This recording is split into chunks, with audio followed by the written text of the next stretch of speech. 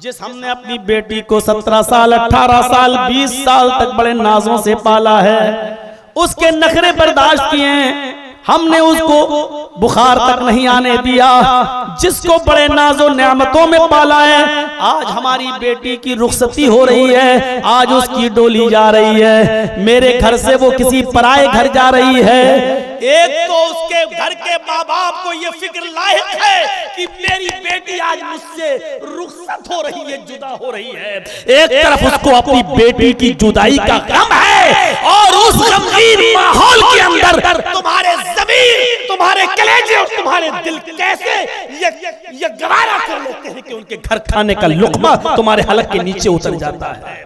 और दूसरी तरफ उस लड़की के बाप को और माँ को हजारों टेंशन, उसके भाई को हजारों टेंशन दिमाग में कि मेरी बहन मेरी बेटी आज जिस घर में जा रही है, पता नहीं उस घर के माहौल में वो अपने आप को एडजस्ट कर पाएगी या नहीं कर पाएगी। यहाँ उसकी छोटी मोटी गलतियां उसकी माँ नजरअंदाज कर देती थी, मैं उसका बाप नजरअंदाज कर देता था, वहां उसकी सास उस छोटी मोटी गलतियों को नजरअंदाज करेगी या नहीं, उसकी नंद नजरअंदाज करेगी या नहीं। एक तरफ माँ बाप के दिमाग में ये फतूर उठ रहे हैं, ये ख्यालात उठ रहे हैं कि मेरी बेटी उस जगह जाकर अपने आप को एडजस्ट कर पाएगी या नहीं कर पाएगी, लड़का हमारी उस बेटी के साथ अपनी जिंदगी निभा पाएगा या नहीं निभा पाएगा, मेरी बेटी उस लड़के के मिजाज के मुताबिक अपने आप को ढाल पाएगी या नहीं ढाल पाएगी। हजारों खतरों के तूफान सैलाब उसके दिमाग में उठ रहा है, एक तरफ उसको ये टेंशन है, और ऐसे मौके पर 300 और 400 बारातियों को अच्छा खिलाने का भी टेंशन है। अगर आज इनके खाने पीने में कमी हो गई तो मेरी बेटी को जिंदगी भर ताने मारे जाएंगे। बेगैरतों, बेशर्मी की हया सारी तोड़ दी है, हदें तोड़ दी है, लड़की वालों की यहाँ बेशरम बन के खाना खाते हुए तुम्हारा ज़मीर मर कैसे गया, ये ज़मीन फट क्यों नहीं गई हो, तुम ज़मीन में धंस क्यों नहीं गए, कैसे गवारा कर लिया लड़की वाले के घर खाना खाना। इन तमाम परेशानियों और टेंशनों में तुम्हारे ज़मीर कैसे गवारा कर लेते हैं लड़की के घर खाना खाने के लिए।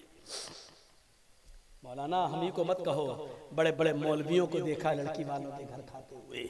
इस्लाम वो नहीं है जो मौलवी कर रहे हैं, इस्लाम वो है जो मौलवी कुरान और हदीस की शक्ल में बोल रहे हैं।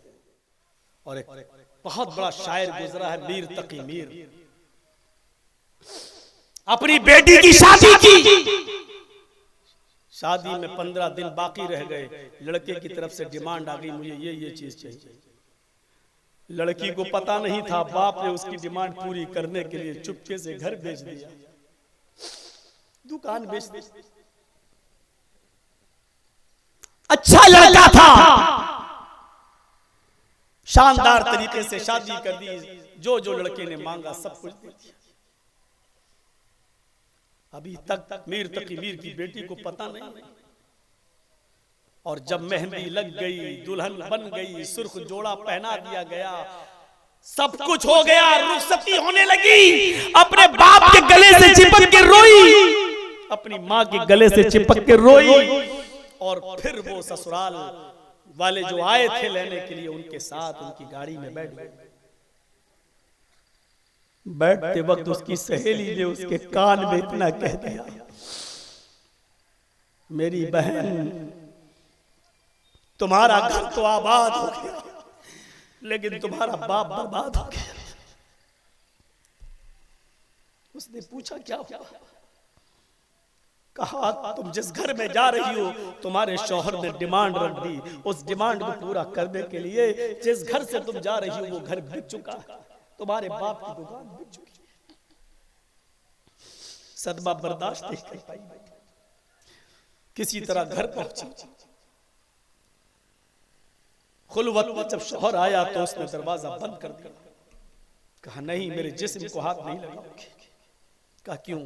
कहा तुमको तो मेरे माल से मोहब्बत थी, वो मेरे बाप ने दे दिया है जो तुम्हारी माँ के पास नीचे रखा हुआ, जाओ सो जाओ उस माल के पास। देखो आज की रात बहस की रात नहीं है, पूरी जिंदगी पड़ी है, कभी हम इस पर बहस कर लेंगे। नहीं, मेरे बाप को बर्बाद करके तुम हमारे साथ चैन और सुकून के 2 पल गुजारना चाहते हो? जुनून था, खूबसूरत बीवी थी, अच्छे कपड़ों में थी, जज्बात मचल रहे थे। उसने थोड़ा सा जबरदस्ती करके हाथ बढ़ाना चाहा, हाथ झटक दिया, जल्दबाजी में बिस्तर से उतरी, फिसल गई, नीचे गिरी और नीचे गिरी, रूह कब से उतरी से परवाज हो गई, उसको हार्ट अटैक हुआ, मर गई। खबर जंगल में आग की तरह फैल गई। अभी तो रुखसत होके आई और मर गई। और फजर तक ये खबर मीर तकी मीर के घर भी पहुंच चुकी थी। मीर तकी मीर मस्जिद के अंदर नमाज के अंदर थे। नमाज के बाद उनको बताया गया कि तुम्हारी बेटी का इंतकाल हो गया। वो समझ गए, बाप था, बेटी के मिजाज को जानता था, समझ गया। अपनी बीवी को लेके चलता है, चले ससुराल। बेटी वहां गया तो पता चला कि गुस्ल दिया जा रहा है। बाहर बैठो, बैठ गए। थोड़ी देर के बाद आवाज आई, कफन पहना दिया गया है। मीर तकी मीर, अंदर जाओ और अपनी बेटी को देख सकते हो। मीर तकी मीर जैसे अंदर गए, अपनी बेटी के दोनों नाक के नथुनों में कॉटन देखा, सफेद कफन में ढकी हुई लाश। कहा मैं अपनी बेटी को देखने आया हूं, ये मुझे क्या दिखा रहा है? कहा यही आपकी बेटी है। मैंने तो सुर्ख जोड़े में अपनी बेटी को रुखसत किया था। कहा मीर तकी मीर, संभालो अपने आप, यही तुम्हारी बेटी है। सर खोला, अपनी बेटी को देखा, आंखों में आंसू, रोए और उस कफन को देखा। उस कफन को पकड़ने के बाद कहा बेटी, तेरा बाप बहुत बड़ा शायर है, लेकिन आज से शायरी बंद। आज मैं जिंदगी का आखिरी शेर पढ़ रहा हूं मेरी बेटी, आज के बाद मुझसे शायरी नहीं। बेटियों के बाप तुम भी हो, बेटों के बाप तुम भी हो। शर्म नहीं आती, इंटरनेशनल भिखारी बनकर भीख मांगता है मोटरसाइकिल की, बुलेट की, यामा की, पल्सर की। इससे बेहतर था कि तू कटोरा लेकर पूरे गांव में भीख मांगता कि मेरा बेटा दुकान नहीं है, दे दो, ताकि लड़की से शादी कर रहा है उसकी दुकान का इंतजाम हो जाए, लड़की को खिला सके। अल्लाह के नाम पे मांगता तो ज्यादा बेहतर होता, बेटे के नाम पे मांगता। शर्म नहीं आई मुझे। उसने अपनी बेटी की लाश को देखा, कफन पकड़ा और लोगों से कहने लगा कि लोगों मेरा दामाद कहाँ है? उसने कहा जी अब्बू, क्या बात? वो लिस्ट दिखाओ जो तुमने मुझे दी थी। कहा कि वो तो आप ही के पास है। हाँ हाँ, वो मेरे पास है। मेरे दामाद, इस लिस्ट में जो कुछ था मैंने सब कुछ तो दे दिया,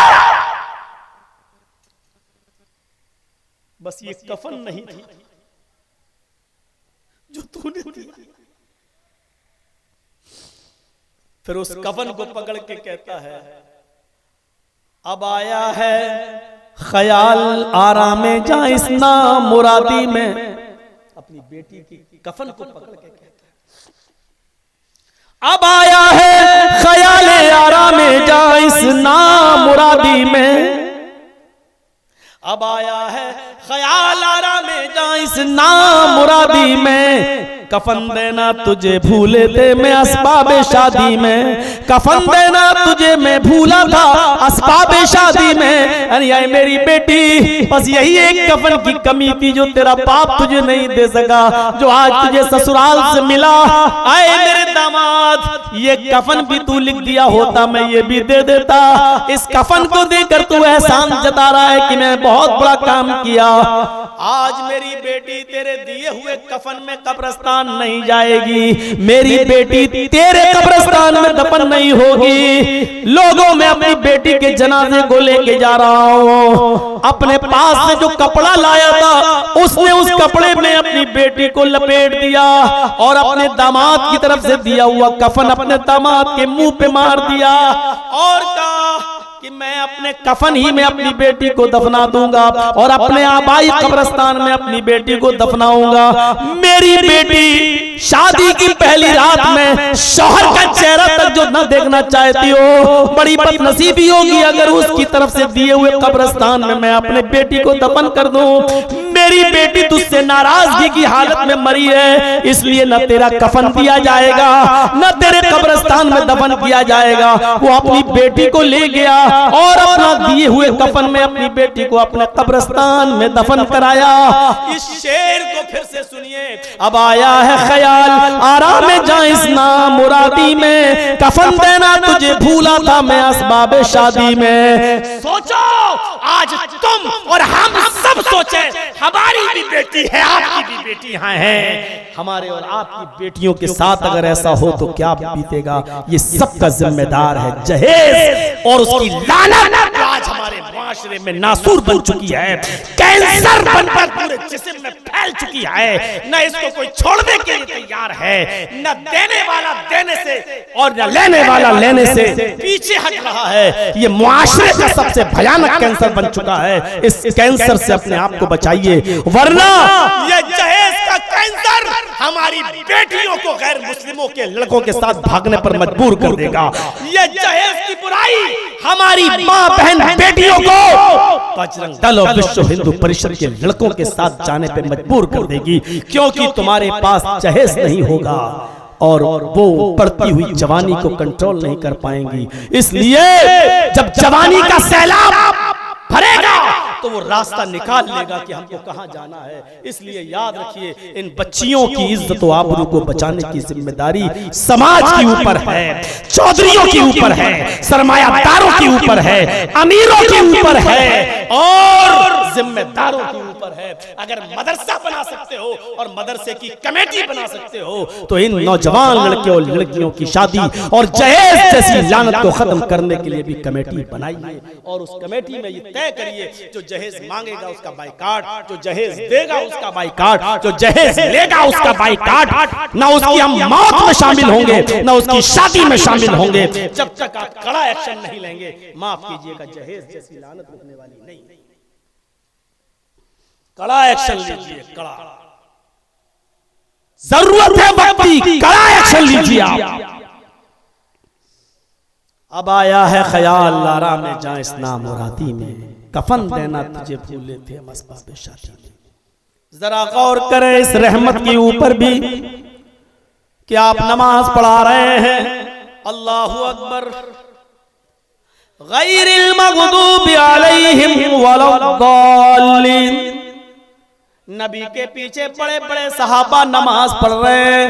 नबी के जमाने में औरतें भी मस्जिद में आया करती थी, औरतें भी नबी के पीछे नमाज पढ़ रही हैं। अल्लाह के नबी ने इरादा किया मैं लंबी किरत करूं और आपने सूरह बकरा शुरू कर दी। आप लंबी किरत करना चाहते हैं, आप लंबी नमाज पढ़ाना चाहते हैं। अलिफ लाम मीम ज़ालिकल किताबु ला रैब फीहि हुदल लिल मुत्तकीन। आप लंबी नमाज की नियत किए हुए हैं। आपके सहाबा नबी के पीछे लंबी किरत सुनने के शौकीन हैं। वो चाहते हैं क़याम लंबा हो, वो चाहते हैं कि रुकू लंबा हो, वो चाहते हैं कि सजदा लंबा हो। नबी नियत किए बैठे हैं लंबी किरत करने का।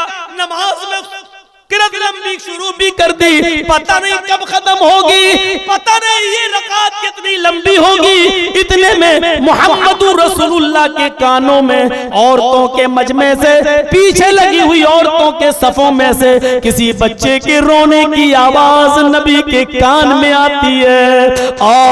जैसे ही बच्चे की के रोने की आवाज नबी के कान में गई, समझ गए ये बच्चा या तो भूख की वजह से रो रहा है या किसी तकलीफ की वजह से रो रहा है जो माँ अपने साथ लेके आई। अगर आज नमाज लंबी कर दी तो इस बच्चे के भूख में डिस्टर्ब होगी, इस बच्चे की माँ को भी बच्चे की तरफ दिमाग लगा रहेगा।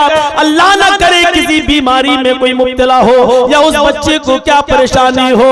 वो रऊफुर रहीम, वो बिल मोमिनीन रऊफुर रहीम, वो मोमिनों पर रहमत बनकर आने वाला नबी लंबी कीरत की नियत छोड़ देता है और उसी जगह पर कहता है अल्लाहु अकबर और मुख्तसर सी तस्बीह पढ़ता है सुभान रब्बियल अज़ीम समी अल्लाहु लिमन हमीदा, मुख्तसर सी दुआ पढ़ता है रब्बना व लकल हम्द, अल्लाहु अकबर कहकर सजदे में जाता है, मुख्तसर सी तस्बीह पढ़ता है सुभान रब्बियल आला, अल्लाहु अकबर कहकर उठता है, मुख्तसर सी तस्बीह पढ़ता है रब्बिग़फिरली, फिर कहता है अल्लाहु अकबर, दूसरी रकात में खड़ा हो जाता है और दुआ मांगता है अल्हम्दुलिल्लाहि रब्बिल आलमीन पढ़ता है और कुल हु अल्लाहु अहद की सूरत पढ़कर फिर रुकू करता है, सजदा करता है। मेरे प्यारे साथियों, मुख्तसर नमाज पढ़ाकर सलाम फेर देता है अस्सलामु अलैकुम व रहमतुल्लाह,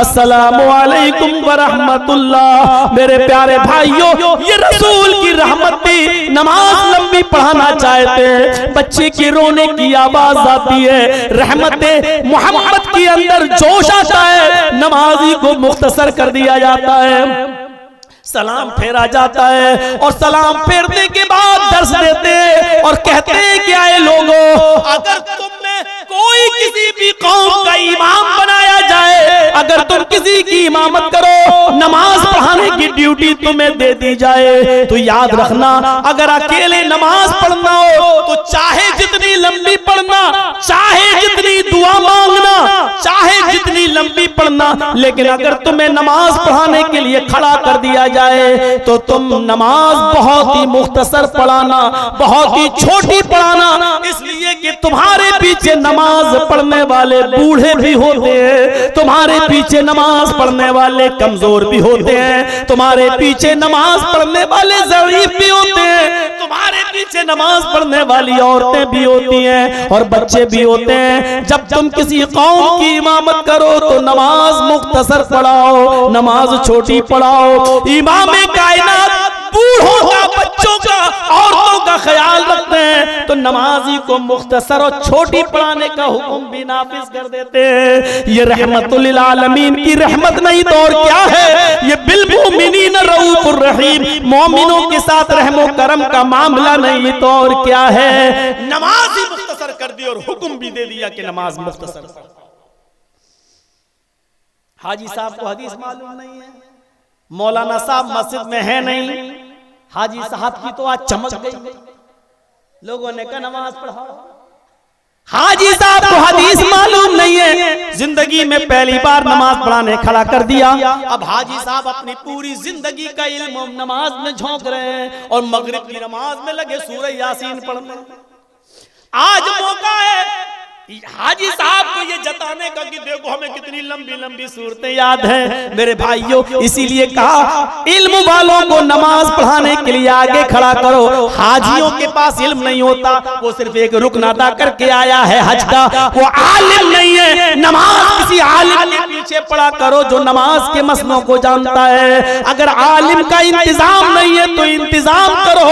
वो मस्जिदें बड़ी महरूम मानी जाती हैं जिन मस्जिदों के अंदर जाहिल इमामत करें और आलिमों को इमामत नसीब न हो, बल्कि बहुत सी जगह आलिमों को जाहिलों के पीछे नमाज पढ़ना पड़ती है। उलमा की कदर करो, अपनी मस्जिदों में कितना भी महंगा मिले लेकिन आलिम का इंतजाम करो ताकि वो तुम्हारी नमाजों को अच्छा पढ़ा सके, कुरान और हदीस की रोशनी में सही नमाजें पढ़ा सके।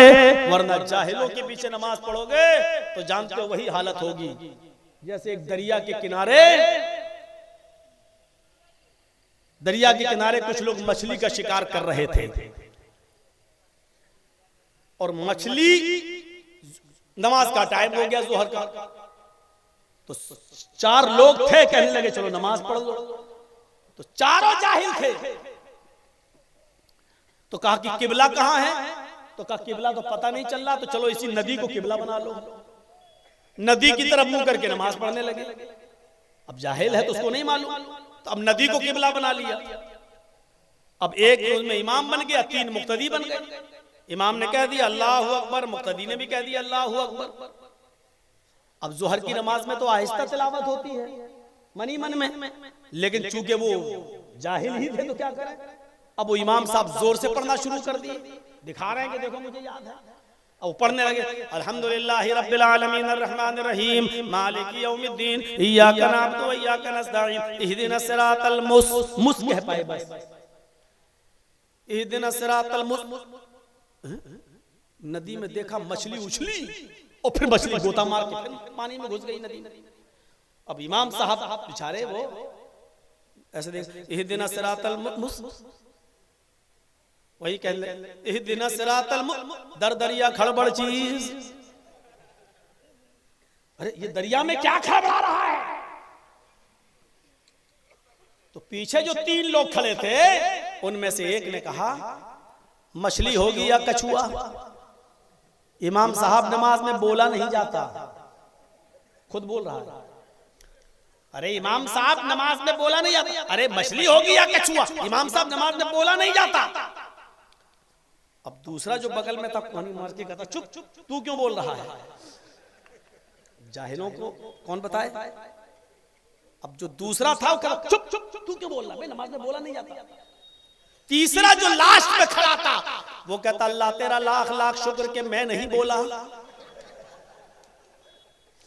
अब जाहिलों को इमाम बनाओगे तो नमाजों का यही हाल होगा। इसलिए उलमा को नमाज, आलिमों को आप अपना इमाम बनाइए ताकि वो आपकी नमाज अच्छी तरह पढ़ा सके, आपकी नमाज कबूल हो सके। वो नमाज के मसाइल जानता है। अगर जोहर में 5 पढ़ा दिया तो अब क्या करना है, जोहर की 3 पढ़ा दिया तो अब क्या करना है।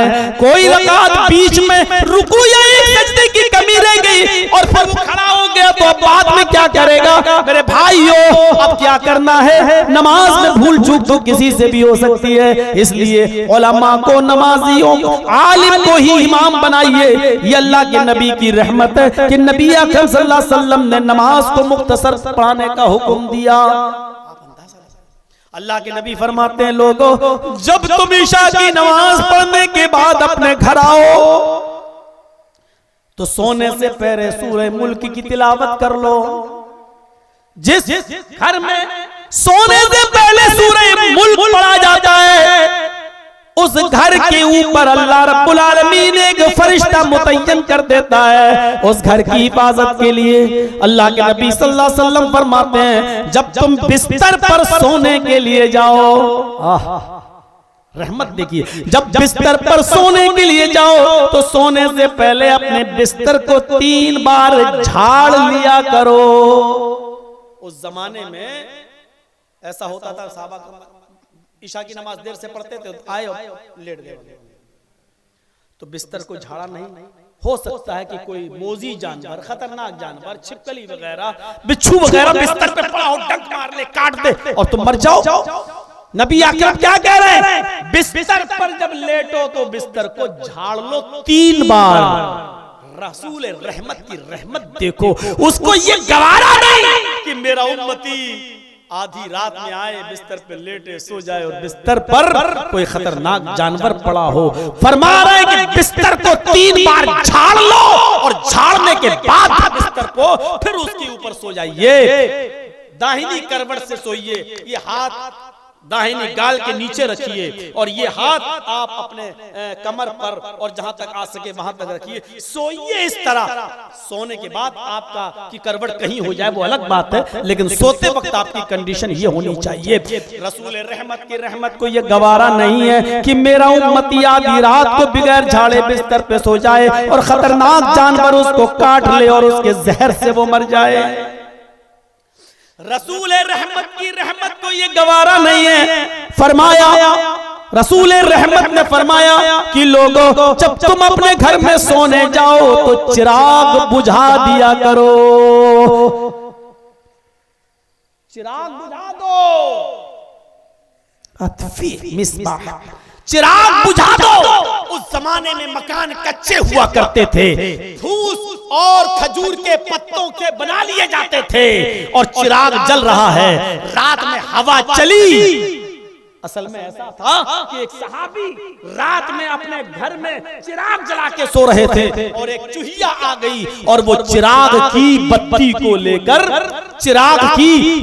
लेकर खींच के ले गई और उस फूस और खजूर के पत्तों के अंदर छोड़ दिया। उसने पूरे घर को जला दिया। वो सहाबी भी जल गए, उनके बच्चे भी जल गए। अल्लाह के नबी ने फरमाया, फी मिस्बाह, जब तुम अपने बिस्तर पर सोने जाओ तो चिराग बुझा दिया करो, इसलिए कि सोने की हालत में तुम्हें नहीं मालूम, हो सकता है कि हवा तेज चले और कोई चिंगारी उठकर तुम्हारे किसी मकान के कपड़े में या तुम्हारे खजूर के पत्तों की बनी हुई दीवारों में लग जाए और वो आग पकड़ ले, पूरा घर जल जाए और तुम जल जाओ। रसूल रहमत की रहमत को ये गवारा नहीं है। आपने कहा मिस्बाह यानी चिराग बुझा दिया करो। लाइट, इसी हदीस से ये कयास लगाया जाएगा और लाइट बुझाकर सोने का हुक्म है, क्योंकि कभी कभी वोल्टेज हाई हो जाते हैं तो शॉर्ट हो जाता है, बल्ब फट जाता है और उसकी चिंगारी घर में अगर आपके लिहाफ या गद्दे पर गिर गई तो आपका लिहाफ जल सकता है, आपकी चादर जल सकती है, लुंगी पहन के आप सो रहे हैं तो आपकी लुंगी जल सकती है। तो यही हदीस उस पर फिट होगी, यानी लाइट बुझाकर सोना चाहिए, लाइट जलाकर नहीं।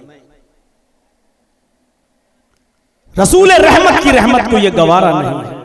फरमाया लोगों, अपने घर की खुली हुई छत पर मत सोया करो।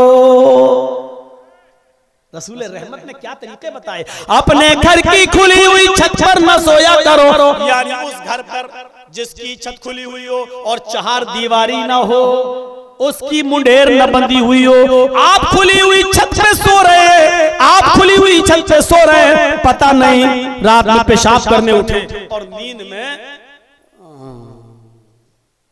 जा रहे पेशाब करने और दिखा ही नहीं और गिरे नीचे और धड़ाम से गिरे और हो गया काम खत्म, मर गए या सर फूट गया, तो कहा उस छत पर सोने ही से मना कर दिया जिस पर मुंडेर ना हो, चार दीवारी ना हो। फरमाया उस छत पर मत सोइए जिस पर मुंडेर ना हो, खुली हुई छत पर, या फिर उसकी मुंडेर बना दो, चारों तरफ से उसको घेर दो, इतनी बड़ी बड़ी दीवारें खड़ी कर दो कि तुम उठो तो कम से कम किसी दीवार से टकरा जाओ तो नीचे ना गिरो, बल्कि तुम्हें पता चल जाए। तो ये फरमाया रसूल रहमत की रहमत को ये भी गवारा नहीं कि मेरा कोई उम्मती खुली हुई छत पे सोए और रात को अचानक उठ जाए और नींद के गलबे में उसको दिखाई न दे और छत से गिर जाए और मर जाए। ये रसूल रहमत की रहमतें हैं मेरे भाइयों, जो बतला रही हैं कि वो कितना मेहरबान था हमारा नबी मोमिनों के साथ। एक सहाबी तीर पकड़ के जा रहे थे, अजान किया, नमाज पढ़ने ऐसे करके, और तीर खुले थे, एक हाथ में तीरों का गुच्छा था और उसकी नोक बाहर थी। नोक जैसे कुर्बानी के मौके पर, ईद के दिन, बकरीद के दिन बहुत से लोग छुरी लेके चलते हैं, इस घर में कुर्बानी के दूसरे घर जा रहे हूं, छुरी लेके चलते हैं। तो अल्लाह के नबी ने देखा तीर लेके सहाबी के हाथ में है और तीरों का गच्छा बंधा हुआ, उसकी नोक बाहर निकली हुई है और वो चल रहे हैं ऐसे ऐसे ऐसे, हाथ हिल रहा है और गुच्छा ऐसे पीछे, नोक उसकी पीछे। तो ऐसा ना हो कि पीछे से कोई साहबी आ जाए उनको लग जाए। आप वुजू बना रहे थे, उठ के आ गए। अबू दाऊद की रिवायत, आपने फरमाया इन तीरों को आगे कर ले और इनके नोक को, जो नोकदार जो धार है उन पर अपनी मुट्ठी बांध ले, यानी उनको अपनी मुट्ठी से पकड़ ले और फिर लेके चल। आए मेरे सहाबी, आपने कहा इन तीरों को कस के पकड़ ले, इनके मुंह पर हाथ रख ले, कई ला तख्दिशो मुस्लिमन, कहीं तीर की नोक किसी मुसलमान को जख्मी न कर दे, कई ला तख्दिशो मुस्लिमन, किसी मुसलमान को जख्मी न कर दे। मेरा नबी ये भी नहीं चाहता कि धोखे से तुम्हारे तीर से कोई मुसलमान जख्मी हो जाए। वो नबी ये कैसे चाहेगा कि तुम अपनी पिस्टल और बंदूक की गोलियों से किसी मुसलमान को कत्ल कर दो। मेरे भाइयों, नबी की रहमत तो किसी को जख्मी तक देखना नहीं चाहती। चाहती है और हम एक दूसरे का मर्डर कर देते हैं बड़ी आसानी से, कत्ल कर देते हैं बड़ी आसानी से। रसूल रहमत से सीखो, बिल मोमिनीना रऊफुर रहीम, मोमिनों के साथ उसका मामला बड़ा रहमत वाला है, बहुत ही रऊफुर रहीम है वो मोमिनों के लिए। अल्लाह के नबी सल्लल्लाहु अलैहि वसल्लम ने अपनी जिंदगी के अंदर मिसवाक की अहमियत को बताते हुए यूं फरमाया था, बुखारी शरीफ उठाइए और किताबुल वुजू पढ़िए। किताबुल वुजू के अंदर ये हदीस आपको मिल जाएगी कि अल्लाह के नबी सल्लल्लाहु अलैहि वसल्लम फरमाते हैं, लौला अन अशुक्का अला उम्मती लामरतुहुम बिस्सिवाक। ये है मिसवाक की असली हैसियत जो सही हदीस से साबित है। अगर मेरी उम्मत के ऊपर, मेरे मुसलमान लोगों के ऊपर, मेरी उम्मत के ऊपर, मेरे ऊपर ईमान लाने वाले लोगों के ऊपर अगर हर नमाज से पहले या हर वुजू से पहले मिसवाक करना मुश्किल ना होता, दुश्वार ना होता, परेशानी का सबब ना होता, तो लअमरतुहुम बिस्सिवाक, मैं अपनी उम्मत को हुक्म दे देता कि वो हर नमाज से पहले मिसवाक करें या हर वुजू से पहले मिसवाक करें। इतनी अहम चीज, लेकिन नबी कह रहे हैं मैं इसलिए मिसवाक करने का हुक्म नहीं दे रहा हूं, यानी फर्ज नहीं कर रहा हूं अपनी उम्मत पर। अगर मैंने फर्ज कर दिया तो मेरी उम्मत के लिए बड़ा मुश्किल होगा। हर नमाज से पहले मिसवाक कहां ढूंढेंगे? और आज देख लीजिए, आपके लिए तो बहुत आसान है, गांव देहात के रहने वाले हैं, आप मिसवाक पेड़ के तोड़ेंगे और कर लेंगे, जंगल में जाएंगे पीलू की मिसवाक ले लेंगे, कर लेंगे। लेकिन हम जैसे लोगों से पूछो जो अब इटावा छोड़कर लखनऊ में रह रहे हैं, बीचों बीच लखनऊ के शहर में हमारा मकान, हमारा फ्लैट, वहां हम रह रहे हैं, दूर तक पेड़ों का और दरख्तों का पता नहीं है। हम लोगों को अगर मिसवाक भी लेने जाना पड़ता है तो अमीनाबाद या हुसैनगंज, हजरतगंज की तरफ जाना पड़ता है। और जब कभी सफर किया तो 2-4 मिसवाक लाकर फ्रिज में रख लेते हैं। मेरे भाइयों, जरा तसव्वुर कीजिए कि शहर में रहने वाले लोगों के लिए मिसवाक तोड़ना और मिसवाक करना हर नमाज से पहले कितना मुश्किल होता। अगर फर्ज कर दिया जाता तो कितनी दुश्वारी होती। फरमाया, लौला नशुक्का अला उम्मती लामरतुहुम बिस्सिवाक, मेरी उम्मत पर अगर मुश्किल ना होता, दुश्वार ना होता, तो मैं अपनी उम्मत के ऊपर फर्ज कर देता मिसवाक करना हर वुजू से पहले, हर नमाज से पहले। नबी का अपनी उम्मत पर मिसवाक को फर्ज न करना इस बात की दलील है कि मोमिनों के साथ वो बड़ा मेहरबान है। बिल मोमिनीना रऊफुर रहीम, मोमिनों के साथ वो बड़ा मेहरबान है, मोमिनों के साथ उसका बड़ा खास मामला है, रहम है। देखिए, 5 वक्त की नमाज फर्ज है, सब पर है। और नमाज ऐसी इबादत है जो किसी भी हाल में माफ नहीं है, किसी भी कंडीशन में माफ नहीं है। अल्लाह के नबी जहां नमाज को इतना मुश्किल बना रहे हैं कि किसी भी कंडीशन में माफी नहीं दे रहे हैं, वहीं आप मरीजों के साथ, भाई नमाज आप क्यों छोड़ोगे? जब सब खाना नहीं छोड़ते हो, पानी नहीं छोड़ते हो, लैट्रिन की जरूरत हो तो हर मुसीबत के बावजूद लैट्रिन करते हो। लेकिन ये अलग बात है कि पैरों में ताकत नहीं है तो आप अपने बिस्तर पर कुर्सी वाली लैट्रिन इस्तेमाल कर लेते हो, पर्दा लगाकर। तो जिस तरीके से अपनी बीमारी में आपने खाने और पीने में सहूलतें ढूंढी हैं, तो अल्लाह के रसूल ने नमाज में भी सहूलत पैदा कर दी है। कहा नमाज जैसे खाना तुम खाते हो, पानी नहीं छोड़ सकते हो, जिस तरीके से तुम क़ज़ाए हाजत नहीं छोड़ सकते हो, उसी तरीके से नमाज भी नहीं। क्योंकि जिस दिन अल्लाह का खा रहे हो उस दिन अल्लाह की इबादत भी करो। लेकिन नमाज में तुम अगर गोश्त नहीं खा सकते हो, तुम्हारा लीवर कमजोर है, हजम नहीं कर सकता है, तो खिचड़ी खा लेते हो। उसी तरीके से अगर तुम खड़े होकर नमाज नहीं पढ़ सकते हो तो बैठ कर पढ़ लो, लेकिन पढ़ लो। बैठ के नहीं पढ़ सकते हो तो लेट के पढ़ो, लेकिन पढ़ लो। अगर तुम खिचड़ी भी नहीं खा सकते हो तो नाक के अंदर नली डालकर आपको लिक्विड चीजें दी जाती हैं, जूस वगैरह पाइप के जरिए आपके पेट तक पहुंचाया जा रहा है। अगर ये कंडीशन तुम्हारी आ जाती है लेकिन फिर भी खाने पीने की चीजें तुम्हें मिल रही हैं, तो इबादत भी करो, चाहे इशारे से करो, चाहे होंठ हिला के करो, इबादत करना है, जब ये चीज बीमारी के बावजूद तुम खा पी रहे हो तो फिर बीमारी के बावजूद भी नमाज पढ़ो, चाहे लेट के पढ़ो, इशारे से पढ़ो, होंठ हिला के पढ़ो। अगर वुजू के लिए पानी नहीं है तो तयम्मुम करके पढ़ो, और पानी है लेकिन पानी के इस्तेमाल करने से आपका जिस्म में सर्दी लग सकती है, आपको नुकसान पहुंच सकता है, तब भी आप तयम्मुम करके नमाज पढ़ो, लेकिन नमाज पढ़ना है। मेरे भाइयों, जहां नबी ने इतनी सख्ती की कि नमाज फर्ज की, लेकिन नरमी भी इतनी कर दी कि नमाज में इतनी रुखसत भी दे दी कि आप वुजू बनाने में खतरा है बीमारी के और बढ़ने का, तो तयम्मुम कर लो। खड़े होकर नहीं पढ़ सकते हो तो बैठ के पढ़ लो, बैठ के नहीं पढ़ सकते हो तो लेट के पढ़ लो, मस्जिद जाने की ताकत नहीं है तो घर पे पढ़ लो, घर में नहीं हॉस्पिटल में एडमिट हो तो जिस बेड पे लेटे हुए हो उसी बेड पर लेटे लेटे पढ़ लो। मेरे भाइयों, इससे ज्यादा सहूलत और क्या होगी। बिल मुमिनीना रऊफुर रहीम, मोमिनों के साथ उसका मामला बड़ा रहने।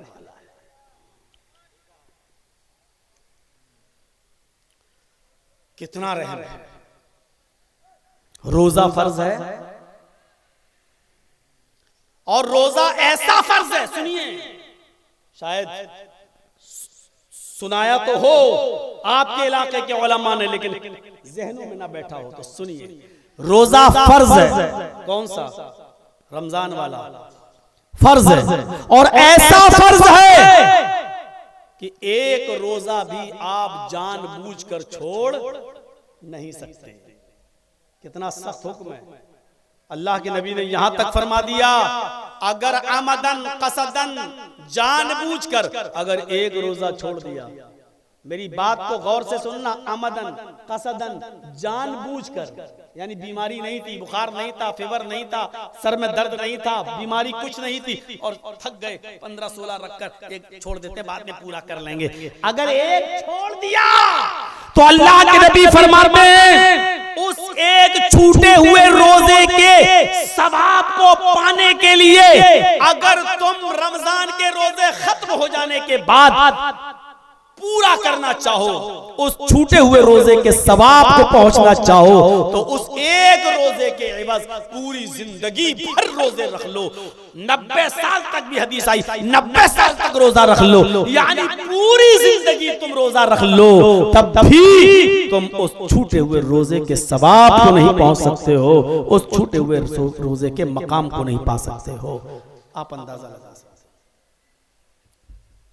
देख रहे हैं कितना जबरदस्त फर्ज है रोजा। जानबूझकर छोड़ोगे तो गुनाह क्या है। अब इसकी तराजू तो नहीं है मेरे पास कि मैं बताऊं कितने किलो गुनाह पड़ेगा, लेकिन इस हदीस से आप अंदाजा लगा सकते हैं कि पूरी जिंदगी अगर रोजा रखते रहो तब भी उस छूटे हुए रोजे के सवाब को के बराबर सवाब नहीं पा सकते हो। आपने इमाम इब्ने सीरीन का ख्वाब देखा है, सुना है? तारीख खतीब बगदादी के अंदर नकल किया गया है कि उनके घर कुछ मेहमान आ गए, उनके घर कुछ मेहमान आ गए, तो वो अपने मेहमानों को खाना खिलाने के चक्कर में लेट हो गए और इशा की नमाज जमात के साथ नहीं पढ़ सके। वो अपने मोहल्ले की मस्जिद में गए तो पता चला जमात हो गई। उन्होंने कहा अब क्या करें। उन्होंने सोचा चलो फला मस्जिद में भी जमात होती है, वहां गए। दूसरी मस्जिद में गए, पता चला उधर भी जमात हो गई। तीसरी मस्जिद में गए, पता चला उधर भी जमात हो गई। उन्होंने अपने शहर की बहुत सी मस्जिदें ढूंढ डाली, लेकिन उनको जमात नहीं मिली। आखिरकार फिर लौट कर आए और कहने लगे मैंने सारी मस्जिदें इसलिए देखी कि जमात का सवाब 27 गुना ज्यादा है अकेले नमाज पढ़ने से, तो मैंने सोचा कि जमात के सवाब को मिल जाए मुझे, लेकिन अब जमात हर जगह हो गई। जबकि मेहमान आए थे उनके यहाँ, इमाम इब्ने सीरीन ने उस छूटी हुई नमाज को, कज़ा को, उन्होंने सोचा चलो जमात के बराबर सवाब पाने के लिए काम करते हैं, हम इशा की नमाज 27 बार पढ़ते हैं। जब 27 गुना ज्यादा सवाब है जमात के साथ नमाज पढ़ने का, तो हम 27 बार इशा की नमाज पढ़ते हैं, जमात के बराबर सवाब मिल जाएगा। यानी नमाज तो एक ही होगी ईशा की, लेकिन सवाब हमें जमात का मिल जाएगा। तो उन्होंने ईशा की नमाज अकेले पढ़ी तो 27 बार पढ़ी और खुश हो गए कि चलो आप हमें जमात का सवाब मिल गया होगा। रात में जब सोते हैं तो ख्वाब देख रहे हैं कि मैं घोड़ा दौड़ा रहा हूं और मुझसे भी आगे मेरे दोस्त का घोड़ा दौड़ रहा है। जबकि मेरे दोस्त का घोड़ा मेरे घोड़े से अच्छा नहीं है, लेकिन वो घोड़े में आगे निकला हुआ है। मैं अपने घोड़े को बार बार एड़ लगाता हूं कि उससे आगे निकले, लेकिन मेरा घोड़ा उससे आगे नहीं निकल रहा है। उस नौजवान ने पीछे मुड़ के कहा, मेरे दोस्त क्यों अपने घोड़े को बार बार मार रहे हो?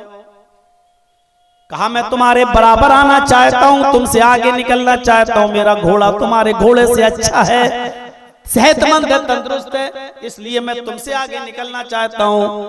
उस दोस्त ने कहा इमाम इब्ने सीरीन से, मेरे मोहतरम दोस्त, तुम मुझसे आगे नहीं निकल सकते हो, तुम्हारा घोड़ा मुझसे पीछे ही रहेगा। मुकाबला मत करो, तुम मुझसे आगे नहीं जा सकते हो, अगरचे तुम्हारा घोड़ा बहुत ज्यादा ताकतवरी क्यों ना हो। इमाम इब्ने सीरीन कहते हैं, मैंने पूछा कि आखिर मैं तुमसे आगे क्यों नहीं निकल सकता। उस नौजवान दोस्त ने जवाब दिया, आए मेरे प्यारे दोस्त इमाम इब्ने सीरीन, तुम मुझसे इसलिए आगे नहीं निकल सकते हो क्योंकि मैंने ईशा की नमाज जमात के साथ पढ़ी है और तुमने ईशा की नमाज जमात के साथ नहीं पढ़ी। 27 मरतबा नमाज पढ़ने के बावजूद भी जमात का सवाब नहीं पहुंच, उस मकाम को नहीं पहुंच सके। 27 बार पढ़ने के बावजूद भी एक छूट गया रोजा, उस रोजे के सवाब को पाने के लिए पूरी जिंदगी रोजा रखो, उसके सवाब को आप नहीं पहुंच पाओगे। इतना जबरदस्त सख्त हुक्म है रोजा रखने का, फर्ज है। अब तो आप लोगों ने लिमिट क्रॉस कर दी है भाई, अब बर्दाश्त से बाहर है। जिसको निकलना हो मेरी फुल इजाजत है कि अभी निकल जाओ, अभी चले जाओ, लेकिन बार बार मेरे सामने से उठते हैं तो थोड़ा डिस्टर्ब होता है मेरे भाई। असल में हम बिहार बंगाल ही नहीं तकरीर करते ना, बंबई वगैरह हरियाणा राज्य हर जगह हम कहीं नहीं देखते हैं ऐसा नज़्म, इसलिए वो आदत बनी हुई है। अगर हमने 25 साल पूरे आपके दरमियान गुजारे होते तो हमारी ये आदत हो जाती, बर्दाश्त कर लेते, लेकिन नहीं बन पाती हमारी आदत। हम डिस्टर्ब हो जाते हैं कि हम बोल क्या रहे थे और अब क्या आगे क्या बोलना है, एकदम हमारे जहन से निकल जाती है वो सारी बातें। इसीलिए वो देखो बहुत से मौलवियों की आदत है, बोलते हैं तो बीच में पब्लिक नारा लगाती है, नारे तकबीर, देखा उसको उसी में मजा आता है और वो सस्ता भी लेता है। ये लोग नारा लगा रहे हैं, इतनी देर में मौलाना साहब सस्ता भी लिए, फिर आगे बोलना शुरू कर दिए, और अभी हमारी तकरीर में कोई नारा लगा दे हम भूल जाएंगे कि हम बोल क्या रहे थे। तो अपनी अपनी आदत होती है, मेरी आदत ये कि सुकून के साथ सुनिए। सहाबा किराम जब अल्लाह के रसूल का खुतबा सुनते थे तो अपने सरों पर बैठी हुई मक्खी भी नहीं उड़ाया करते थे। हाथ के पंखे, जिसको हम हैंड फैन कहते हैं ना, गर्मियों में जो झलते हैं मस्जिदों वगैरह में रखे रहते हैं, सहाबा किराम खजूर के पत्तों के बने हुए पंखे, जब नबी का खुतबा हुआ करता था तो पंखे पड़े रहते थे। सहाबा की पेशानियों से टपकने वाला पसीना उन खजूर के बने हुए पत्तों से पंखों पर गिरता और टपकता था, लेकिन इसके बावजूद सहाबा उन पंखों को उठाकर अपने ऊपर झलते नहीं थे कि नबी की बात सुनने में कहीं डिस्टर्ब ना हो जाऊं और कहीं कीमती बात हमारे दिमाग से निकल ना जाए। इतना अदब और एहतराम होता था वाज़ व नसीहत सुनने का। हमारे यहाँ तो जब पेशाब लगा उठ के भाग गए हैं। अच्छा ये बताइए, अभी हमें लगने लगे तो हम क्या करेंगे? बोलिए, क्या हम इंसान नहीं है? तो अभी हम आपसे कहें भाई बैठिए, आ रहा हूं अभी इस्तिंजा करके, कैसा लगेगा? आपके मुंह से यही निकलेगा, अरे यार जब आना ही तो पहले करके आते हैं। और पूछिए जब से हम आए हैं 1 मिनट के लिए भी अपने मस्जिद के बगल में जो हुजरा बना है, कटियार से चले हैं यहाँ तक, और यहाँ आने के बाद भी अभी तक हमने इस्तिंजा भी किया। पूछिए नहीं की। अब हम कहते हैं अभी हमें को लग रहा है हम करके आ रहे हैं, बैठिए, कैसा लगेगा आपको? तो थोड़ा बर्दाश्त करना भी सीखिए आप। नमाज की हालत में अब आपको तेज इस्तिंजा लगने लगा, क्या करोगे आप? नमाज छोड़ के भागोगे? नहीं भाग सकते हो। हाँ, ये अलग बात है कि इंसानी फितरत है। अब आपकी हवा अगर खारिज हो जाए तो मजबूरी है, अब तो आपको नमाज ही छोड़ना पड़ेगा। लोग अपने आप सब दुरुस्त कर लेंगे। अब आप दोबारा जाइए, नमाज वुजू बनाइए, और वुजू बनाने के बाद अगर जमात मिल जाए तो शरीक हो जाइए, वो आपकी पहली रकात मानी जाएगी। इसके बाद जितनी छूट जाए वो आप बाद में पूरी करेंगे। वो 2 रकातें या 3 रकातें जो आप पढ़ चुके थे और बीच में आपकी हवा खारिज हो गई, उसका सवाब अल्लाह देगा आपको। लेकिन अब आप वुजू बना के आएंगे तो असरे 9 दोबारा से आप जो है वो आप नमाज पढ़ेंगे। जैसे रोजा, मान लीजिए कोई औरत रख रही है, 6 बजे आपके यहाँ, 5 बजे आपके यहाँ रोजा इफ्तार होता है, लेकिन 4 बजे उसको पीरियड शुरू हो जाए तो क्या करेगी बेचारी? 4 बजे अगर उसको पीरियड शुरू हो जाए तो उसका रोजा खत्म हो गया, वो रोजा नहीं माना जाएगा। लेकिन 4 बजे तक वो बेचारी जो भूखी प्यासी रही, उसका सवाब अल्लाह देगा उसको, क्योंकि उसकी नियत रोजे की थी, उसका सवाब उसको मिलेगा। लेकिन वो रोजा नहीं माना जाएगा, चाहे 1 मिनट पहले ही उसको पीरियड शुरू हुआ हो, वो फिर रमजान के महीने के बाद उस रोजे को पूरा करेगी, दोबारा रखेगी। अब आप कहिए कि 2 मिनट का रह गया था या 1 घंटे का रह गया था, बाद में 1 घंटा और भूखी प्यासी रहकर वो अपना पूरा कर लेगी दूसरे महीने में। ऐसा नहीं चलेगा मेरे भाइयों, उसको दूसरा रोजा रखना पड़ेगा। लेकिन ये जो 4 बजे तक, 4:30 बजे तक जो बेचारी भूखी प्यासी है, इसका क्या होगा? इसका सवाब अल्लाह देगा उसकी नियत के मुताबिक, लेकिन रोजा उसको पूरा करना पड़ेगा। अब हम मसले बताने थोड़ी आए, मुफ्तियों से पूछा करो, हम कोई मुफ्ती नहीं है, लेकिन बात थोड़ी सी निकल गई तो मैंने बता दिया। तो मैं बताना ये चाहता हूँ कि थोड़ा सा पेशाब को रोकिए, अगर तेज न लगा हो तो, और बहुत तेज लगा हो। साइंस ने इतनी तरक्की कर ली, लेकिन अभी कोई ऐसा डायपर नहीं बनाया है कि वो लेके, हम तो कह रहे हैं वो भी निकल आए तो अच्छा ही है। कम से कम लेके आइए और बैठिए और उसी में कर लीजिए। अब देखो वो चाचा बेचारे, अब ये तो आ रहे हैं, ये जा रहे हैं, अल्लाह बेहतर जाने क्या। हाँ तो अब सुनिए मेरी, निकल गई ना मेरे जहन से। तो रोजे की बात कर रहा, इतना जबरदस्त हुक्म है रोजे का, तो इससे फर्जियत का अंदाजा लगाया। छूटे हुए रोजे के सवाब को पहुंचना चाहो तो पूरी जिंदगी नहीं, लेकिन इतना सख्त हुक्म देने के बाद भी अल्लाह के नबी ने क्या कहा? कुरान की आयत पढ़ के, इन कान मिनकुम मरीज़न औ अला सफरिन फइद्दतुम मिन अय्यामिन उखर। रमजान के महीने में अगर कोई बीमार हो जाए तो रोजा छोड़ दे। रमजान के महीने में रोजा रखते रखते कोई बीमार हो जाए तो रोजा तर्क कर दे, छोड़ दे। या किसी को सफर पेश आ जाए, मुसाफिर कहीं सफर करना जरूरी हो और सफर पे हो तो वो रोजा छोड़ दे। फइद्दतुम मिन अय्यामिन उखर, और छूटे हुए रोजों की इद्दत बाद में पूरी कर ले, यानी जितने रोजे छूट जाएं वो दूसरा रमजान का महीना आने से पहले पहले उन रोजों को पूरा कर ले। ये देखिए आसानी इस्लाम, मेहरबान देखिए कितना।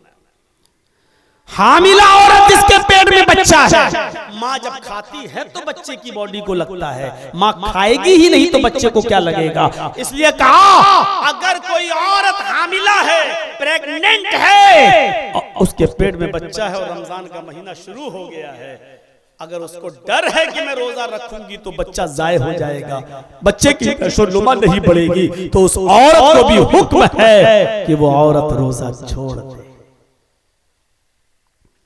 अब रोजा छोड़ दिया, पूरे रोजे छोड़ दिए 1 महीने के। अब देखिए अब क्या हुआ, बच्चा पैदा हो गया। अब कुरान भी, हदीस, अल्लाह के नबी क्या कहते हैं? अब दूध पिलाने की जिम्मेदारी औरत की, अब दूध भी पिलाएगी तो मुर्जिया। अब अगर दूध पिलाने वाली औरत को डर है कि अगर मैं रोजा रखूंगी तो दूध नहीं बनेगा, क्योंकि खाऊंगी तो दूध बनेगा और दूध बनेगा तो बच्चा पिएगा। अब हम अगर रोजा रखते हैं तो बच्चा भूखा रहेगा।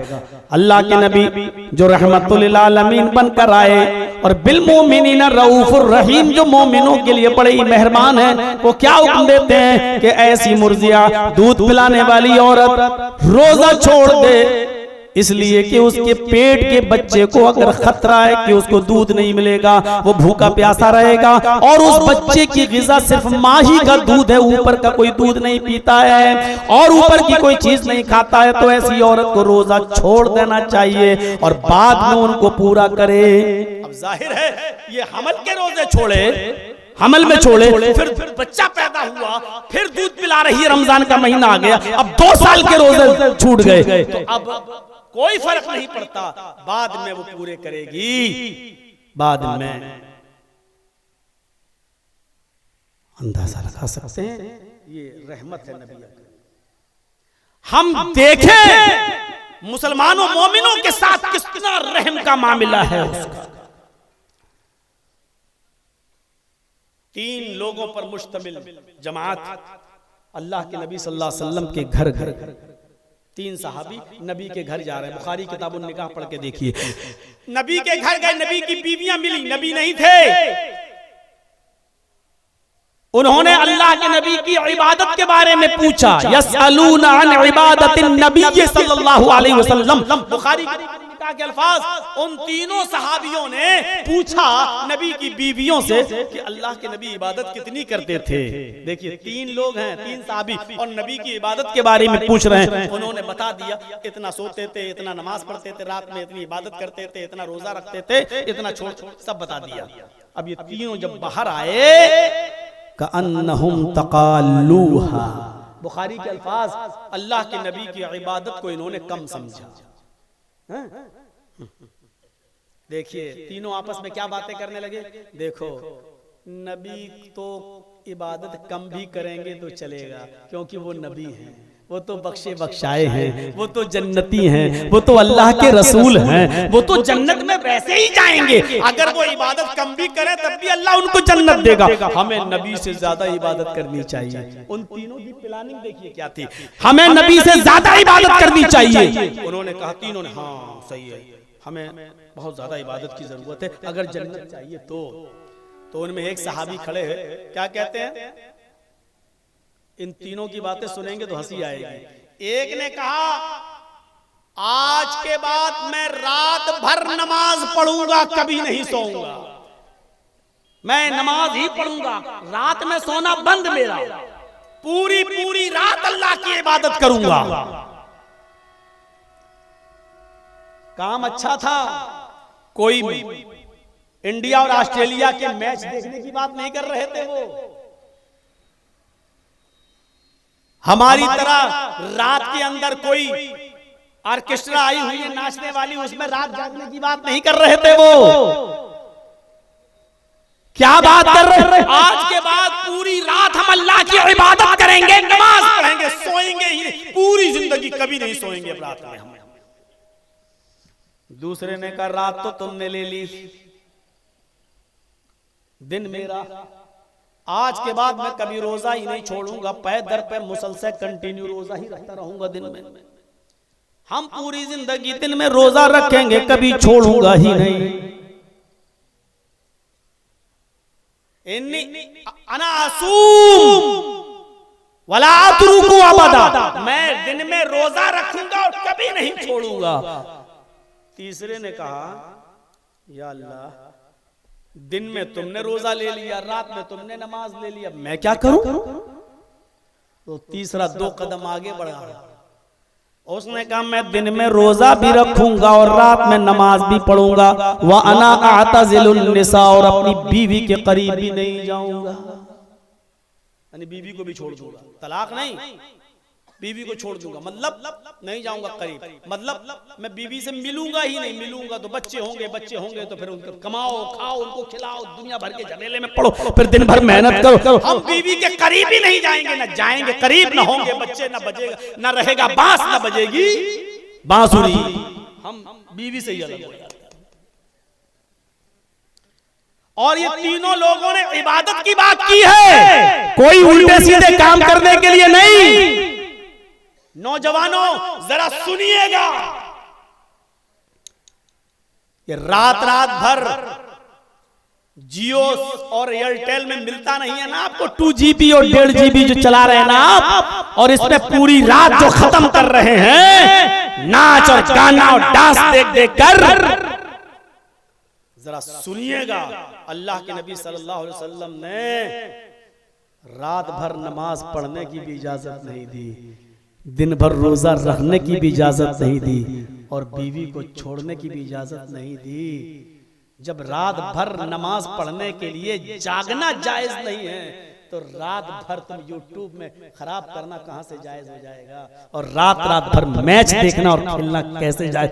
जब नमाज पढ़ना इबादत करना जायज नहीं है और नबी ने मना किया है, और सोचो जब नमाज जैसी हम इबादत नहीं की जा सकती है रात भर, तो तुम नट और नटनियों की फिल्में देखोगे, लड़कियों से व्हाट्सएप पे चैटिंग करोगे,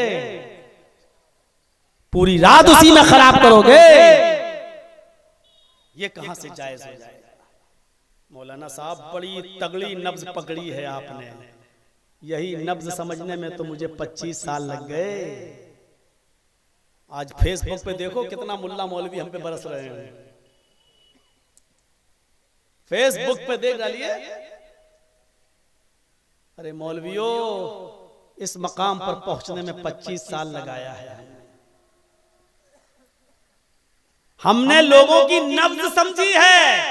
बिहार के लोग क्या सुनना पसंद करते हैं, बंगाल के लोग क्या सुनना पसंद करते हैं, यूपी वाले क्या सुनना पसंद करते हैं, महाराष्ट्र वाले क्या सुनना पसंद करते हैं। लोग कहते हैं कि वो मौलवी, अरे यार हम लोग इतनी बड़ी बड़ी डिग्री वाले, हमें कोई नहीं सुनता। अरे बड़ा डिग्री लेने से कुछ नहीं हो जाता है। डॉक्टर वो कामयाब होता है जो मरीज की नब्ज समझ ले। वो डॉक्टर चलता है जो मरीज की नब्ज समझ ले और नब्ज समझ कर दवा दे। आपके पास डिग्री तो बहुत बड़ी बड़ी है, MBBS, MD, DM, लेकिन मरीज की बीमारी पकड़ने ही में नहीं आ रही है आपको। अब कह रहे हो साहब वो झोला छाप डॉक्टर तो खूब चल रहा है और हम डिग्री वाले होते हुए हमें कोई पूछ नहीं रहा। पूछेगा कहां से? उसको बीमारी है आंख के दर्द की दवा दे रहे हो पैरासीटामोल, उसको बीमारी है पेट के दर्द की, उसको आप दे रहे हो मेरे भाइयों डोलो। तो वो तुम्हें डॉक्टर मानता ही नहीं है, बनी रहे तुम्हारे पास डिग्रियां। मैंने कह दिया जो कुछ कहना था, ज्यादा कहूंगा तो वो रियाली मौलवी जानते हो ना? रियाली सऊदिया में बैठे बैठे जिनको रियाल मिल रहे हैं, वो मौलवी भी भड़क पड़ेंगे हमारे ऊपर, और कल से फेसबुक पे और भी कुछ चलने लगेगा। इसलिए हमने चैनल वालों को हटाया। अब कल ये जुमला हम हटवा देंगे अपने आदमी से, लेकिन ये लोग नहीं हटाते। इसी जुमले को रिकॉर्ड मौलाना ने सऊदी में बैठे हुए मौलवियों को क्या क्या ये दे देते अभी थंबल बना।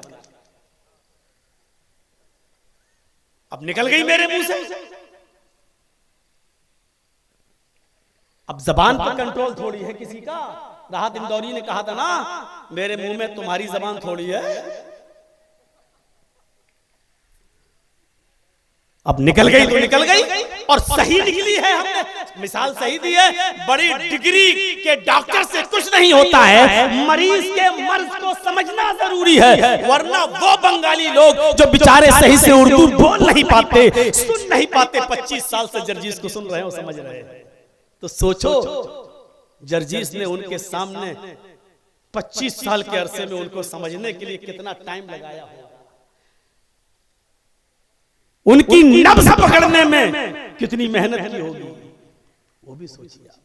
आप भी पकड़ लीजिए, इंशाअल्लाह आपके पीछे भी लोग ऐसे ही भागेंगे और आपकी भी वीडियो बना बना के फेसबुक में डालेंगे। पहले नब्ज तो समझिए, पहले नब्ज तो पकड़िए कि ये बीमारी क्या है और ये बेचारी इस बीमारी का इलाज क्या है।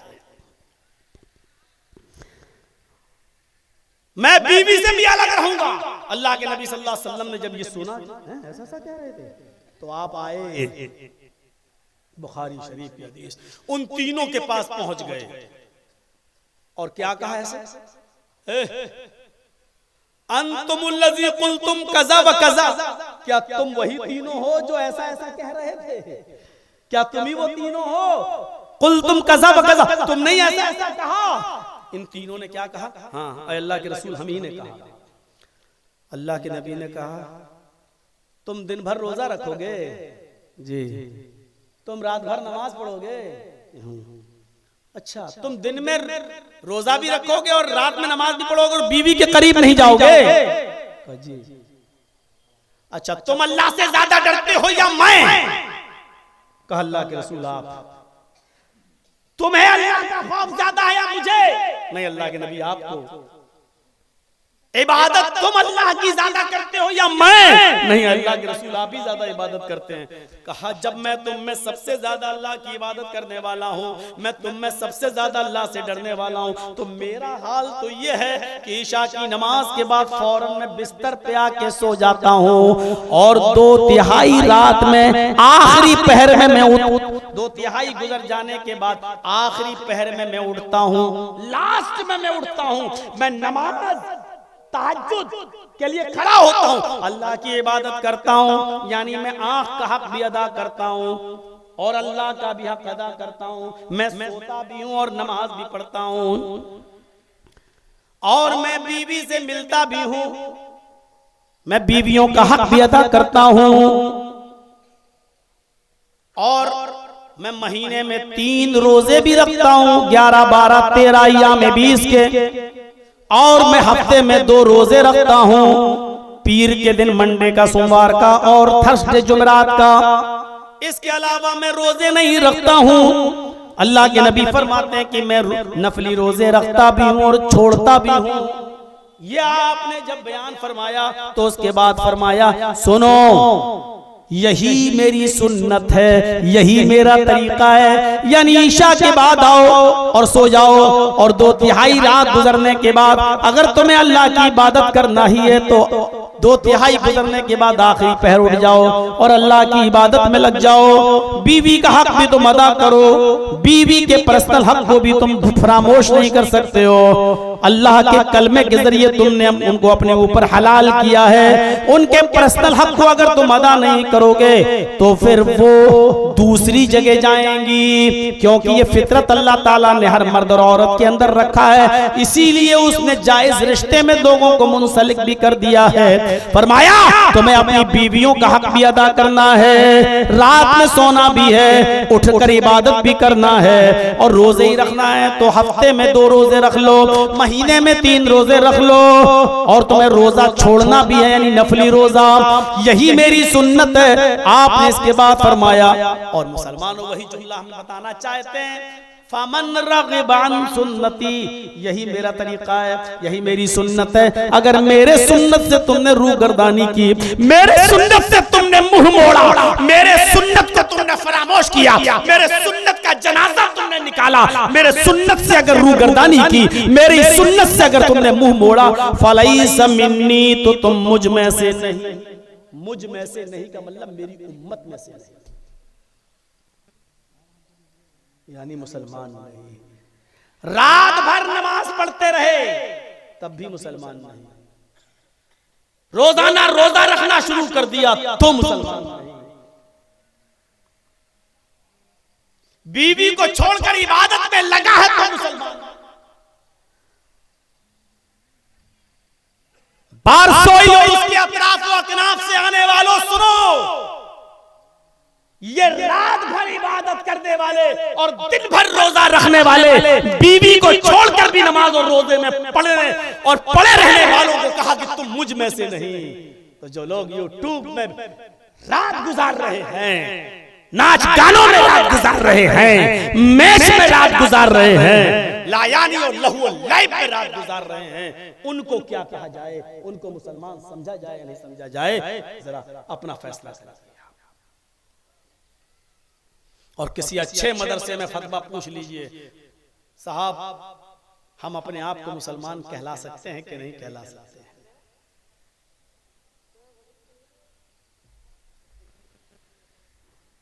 रात के 12:55 पर किसका फोन आ सकता है, जरा गौर करो।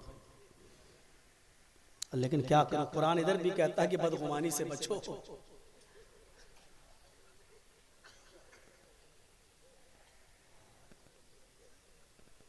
तो मैं कहना ये चाह रहा था कि नबी की रहमत है कि नबी अकरम ने रात भर नमाज पढ़ने से भी रोक दिया।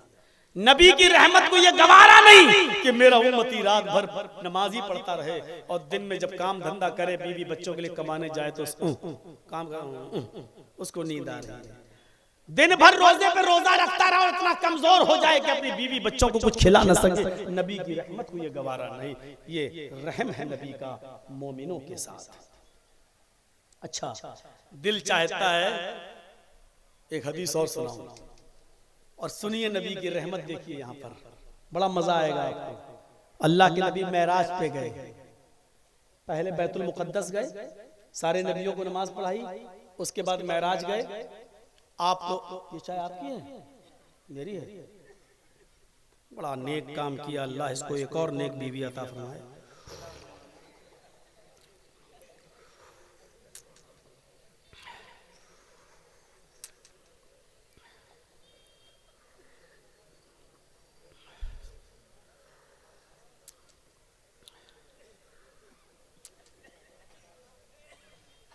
अल्लाह के नबी ने पहले तमाम अंबिया किराम को नमाज पढ़ाई और वहीं से आपको मेराज हुई, आप गए बैतुल मुकद्दस से आसमान के सफर पर। अब सुनिएगा जो चीज बताना चाहते हैं, मैं समझ रहा हूं कि जितना गौर से आप सुन रहे हैं, आप मुझे अभी तक 3-4 साल के अपने जलसे के दौरान बिहार और बंगाल में इतना गौर से हमने सुनने वाले लोग नहीं देखे। अगरचे बीच में थोड़ा बहुत डिस्टर्ब हुआ है, लेकिन और कल तो ये हाल था कि लास्ट में 20 आदमी रह गए थे। इतना लेट टाइम दिया कि लोग बस देखे आए, कौन है मौलाना? वो अच्छा यही है, वो मोदी के ऊपर बोलता है। बेचारे देखे और चले। तो वो सुनने नहीं आए थे, देखने आए थे कि कौन है। वो जेल में गया था, वो कौन मौलाना था। कुछ लोग बस ये देखने आए थे, चले गए बेचारे। आप बहुत दिल जमाई के साथ सुन रहे हैं तो सुनिए, मुझे भी अच्छा लग रहा है सुनाने में आपको। अल्लाह के नबी जब मेराज पे गए और सातवें आसमान पे गए, सिदरतुल मुंतहा तक पहुंचे और वहां से थोड़ा आगे बढ़े और जिब्राइल अमीन वहीं रुक गए। कहा आप आगे जाइए। कहा जिब्राइल आगे क्यों नहीं जा रहे हो? आगे नहीं जाऊंगा, जल के राख हो जाऊंगा। अल्लाह के नबी आगे गए, बहुत करीब हुए अल्लाह के, लेकिन अल्लाह को देखा नहीं। जो बात हुई पर्दे की ओर से हुई।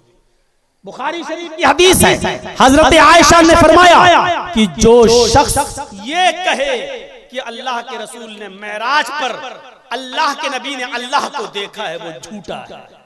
अल्लाह को देखा नहीं। दुनिया की कोई आंख अल्लाह को नहीं देख सकती है। मूसा अलैहिस्सलाम ने कोशिश की देखने की, अल्लाह ने कहा नहीं देखोगे। नहीं मूसा, अल्लाह मैं तो देखूंगा। अल्लाह ने कहा लन तरानी, मूसा नहीं देख सकते हो तुम मुझे। नहीं अल्लाह मैं तो देखूंगा। अल्लाह ने कहा जाओ तूर पे चढ़ जाओ। पहाड़ पे चढ़ गए। अल्लाह ने हल्की सी तजल्ली दिखाई, नूर अपना रोशनी दिखाई। फखर्र मूसा साइका, पहाड़ उधर सुरमा बन गया, मूसा इधर बेहोश पड़े, नहीं देख पाए। दुनिया की कोई आंख अल्लाह को नहीं देख सकती। जब हम और आप मरेंगे, इंतकाल करेंगे, मैदान महशर होगा, हिसाब किताब होगा, जन्नत में चले जाएंगे। किसी ने पूछा अल्लाह के नबी क्या जन्नती लोग अल्लाह को देखेंगे? फरमाया हाँ, बिल्कुल उसी तरह जिस तरह तुम दुनिया में रहकर 14वीं रात के चांद को देखते हो, वो दुनियावी आंख नहीं होगी। वो मरने के बाद मैदान महशर में जब हमको दोबारा इकट्ठा किया जाएगा, जमा किया जाएगा, तो वो दूसरी आंख होगी, वो दूसरी रूह होगी जो हमारे अंदर आएगी। मेरे भाइयों, फिर उस आंख से हम अल्लाह का दीदार कर सकते हैं, लेकिन दुनियावी आंख से कोई अल्लाह का दीदार नहीं कर सकता। और जो लोग ये कहते हैं अल्लाह ने अपने नूर से मोहम्मद रसूलुल्लाह को पैदा किया, उनको सोचना चाहिए कि अगर अल्लाह ने अपने नूर से नबी को पैदा किया होता तो दुनिया का कोई इंसान नबी को देख ही नहीं पाता। क्यों? क्योंकि अल्लाह के नूर को देखने की ताकत दुनिया की किसी आंख में है ही नहीं। वो जल जाता, राख हो जाता, लेकिन सहाबा नबी को देख रहे हैं और देखकर ईमान भी ला रहे हैं। इसका मतलब यह है कि मोहम्मद रसूलुल्लाह को अल्लाह ने अपने नूर से पैदा नहीं। यही एक दलील काफी है। अगर अकल हो तो सोचने के लिए इतनी अकल काफी है, और ना अकल हो और ना समझो तो उसके लिए पूरा कुरान सुना दो तो वो नहीं समझेगा। तो मेरे भाइयों, पर्दे की ओर से बात हुई। बातचीत के बाद जब लौटे तो अल्लाह ने तोहफा दिया नबी को, और तोहफा तो जानते ही हो क्या मिला। आए मोहम्मद सल्लल्लाहु अलैहि वसल्लम, मैंने आपके ऊपर 50, आप और आपकी उम्मत पर 50 वक्त की नमाज फर्ज कर दी। कितने वक्त की नमाज फर्ज हुई? 50। खुश हो गए अल्लाह के। देखिए नबी खुश हैं, और लेके आ भी रहे माशाल्लाह 50 वक्त की नमाज का तोहफा मिला है, खुश होके आ रहे हैं। अब आएंगे तो 7वें आसमान से जब आएंगे तो पहले छठा आसमान पड़ेगा, फिर 5वां, फिर चौथा, फिर तीसरा, दूसरा, उल्टे आ रहे हैं ना अब तो आसमान से। तो जब 7वें आसमान से लौटे तो छठे पे पहुंचे। जब छठे पे पहुंचे तो कौन मिल गया? मूसा अलैहिस्सलाम। कहां जा रहे हो? वापस दुनिया में। क्या मिला है कुछ बताओगे? हाँ, अखबिरनी या मोहम्मद, ऐ मोहम्मद मुझे बताओ, खबर दो, क्या मिला आपको? अल्लाह ने क्या दिया? 50 सलातन या मूसा 50 वक्त की नमाज। हजरत मूसा ने ताज्जुब से कहा कितनी? अल्लाह के नबी ने कहा 50। मुस्कुराते हुए 50। अरे जल्दी जाओ, जल्दी जाओ। कहां जाओ? अरे दोबारा जाओ, अल्लाह के पास कम कराओ। क्यों?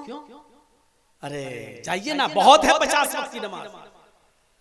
अल्लाह के रसूल अब भी क्या कह रहे हैं? नहीं नहीं नहीं, ठीक है, मुझे जाने दो। अब मूसा अलैहिस्सलाम ने एक ऐसा जुमला बोल दिया कि नबी अकरम रुक गए। कहा है मोहम्मद सल्लल्लाहु अलैहि वसल्लम, आप तो पढ़ लेंगे, आपके लिए मुश्किल नहीं है, लेकिन आपके साथ साथ ये नमाज आपकी उम्मत पर भी फर्ज की गई है। इन्ना उम्मतक ला तुतीक, ये है हदीस के अल्फाज। इन्ना उम्मतक ला तुतीक, आपकी उम्मत नहीं पढ़ पाएगी। अच्छा, मैं तो अपनी उम्मत का ही नबी हूं। जब उम्मत नहीं पढ़ पाएगी तो कयामत के दिन ये उम्मत नमाज न पढ़ने के बाद जहन्नम में जाएगी, और जहन्नम में जाते हुए अपनी उम्मत को मैं नहीं देख सकता। उम्मत का नाम सुना, उम्मत के लिए रहमत बनकर आने वाला नबी कांप जाता है, थर्रा जाता है। आए मूसा, क्या मेरी उम्मत नहीं पढ़ पाएगी? फरमाया नहीं नहीं, ठीक है, मैं जा रहा हूं। फौरन दोबारा गए। अल्लाह ने कहा मोहम्मद कैसे आए हो? कहा अल्लाह 50 वक्त की नमाजें मुझे पढ़ने में कोई एतराज नहीं, लेकिन मेरी उम्मत नहीं पढ़ पाएगी। ओह, तो चाहते क्या हो? Do you want concession? जी, अल्लाह कम कर देते। अल्लाह ने कहा मोहम्मद मेरे पास आए हो, जाओ 10 वक्त की कम कर दी, 40 वक्त की जाओ। फिर छठे आसमान पे मूसा ने कहा कितनी कम हुई? कहा 10 कम हो गई। कहा 10?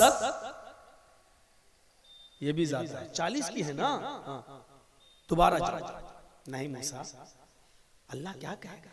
अरे जाओ ना, बड़ा मेहरबान है, रहमान और रहीम है वो। इन्ना उम्मतक ला तुतीक, मैं जानता हूं ऐ मोहम्मद आपकी उम्मत 40 वक्त की भी नहीं पढ़ पाएगी। मूसा, अगर मेरी उम्मत नहीं पढ़ पाएगी तो बेकार है। फिर गए। अल्लाह ये भी ज्यादा है। अच्छा 10 और कम कर दूं, ठीक है ना? हाँ 30। मूसा ने कहा ये भी ज्यादा है। फिर गए। अल्लाह ये भी ज्यादा है,